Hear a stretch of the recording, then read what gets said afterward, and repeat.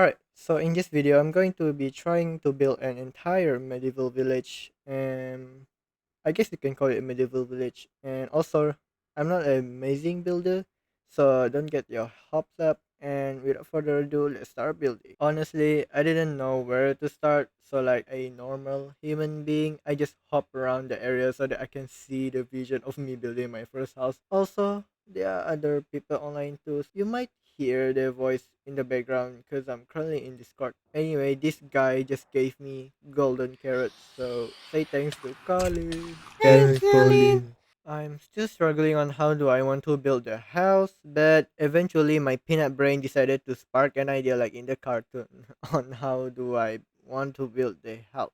After around 30 minutes or so, this is my progress so far. I know, right? It's beautiful. I also wanted to use the new plywood for my build because for me it's look cool. I bring what you have asked of me. A bit extra too. I went Bismuth and never stopped placing blocks. I had to buy some. I was so locked in that the time passes like a Japan bullet train. And as expected, I finished building the house. So I made some path here, from here to the house, and some another path on the backside. Yeah, I also did some bouldering with the dirt, and I think I kind of like the path. But the things that I didn't like is the white roof on the top earlier. So I replaced it with a deep slate, and I don't know. I don't know what to think about it. It's just something not right with it. But I think we're just going to stick with it for now and maybe change it later on. I then built a second house, but in a similar style. I mean, it's not really similar, but it doesn't have the cobblestone stuff at the bottom. Somehow, the house looks worse than the first house. I don't know how I did it. Anyhow, I did some puffing, and let me tell you how much I love this puff design. The moss, the dark oak leaf, and the bits of the custard. I like puff. After all the crafting and the block placing, my inventory was such a mess and I didn't want to go back to the castle back and forth just to get my stuff or maybe just to store the stuff when my inventory is full. So I decided to build a little, you can say a little tough slash cobblestone house that I use as my storage. So yeah. After that, I built another house, but this time it's going to be smaller. Since I have been built 3 houses so far, I decided to build something else, and that something else is a watchtower. Yeah, a watchtower.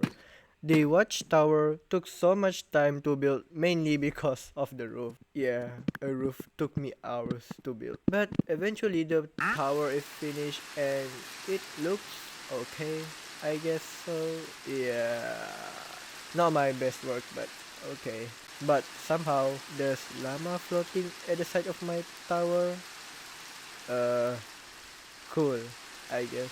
After that, I built another house, but this time it's going to be bigger and taller than other house. This time, I'm pretty proud of the house I was building.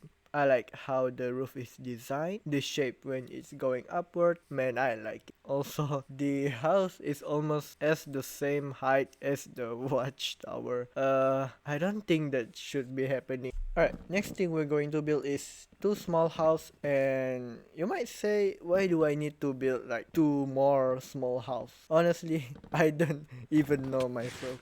I just wanna build it because to fill up the space, I guess so. Anyway, look at this cool time lapse that I just learned to use. Yeah, it's not the greatest, but it's not bad, right? Right, guys? It's not bad, right? Don't worry, I will improve my skill on time lapse along the way, so yeah, brace your eyes. From now on, you will see a lot of time lapse because why not? As you can see right now, I'm building a gate to our village. Nothing fancy, just a 2 tower and something that connects it. After that, I built a supposedly to be a bakery house, but I don't think it's supposed to be looking like that. Yeah. Anyway, I then continue by building a dock, and yes, I know that I already built like multiple dock already, but it's too good to not to, you know? At first, I was planning on building a medieval ship near the dock, but I was feeling lazy and couldn't bother to do so. Maybe next time, I don't know. Then I built another watchtower. Yeah, another watchtower. You hear me? You hear me? Yep. I mean, why not? Am I right, guys? Guys?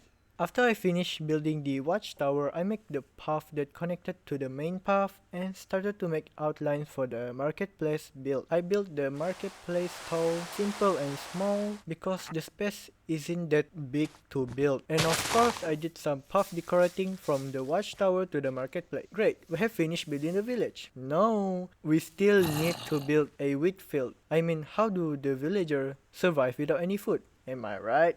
I'm pretty genius. So first we're going to build a windmill. I had the first design, so I changed it by adding the height. It's my first time building a windmill, so I'm pretty proud of it. Now it's time to plant wheat seeds around the windmill. And I also built a short wall that made up of stone and andesite around the wheat farm. Now the village is finished and I'm going to give you guys a quick tour throughout the village. I wouldn't say quick, but oh well. Oh, before that, in front of my village is a massive iron farm. There's like 5 iron farm combined, so it's make ridiculous amount of iron blocks. The chest was initially full, but we take lots of it, and there's a deep quarry which is basically empty on diamonds now. We first enter the wheatfield farm. As you can see, the shape of the windmill at the middle is little weird, but who cares?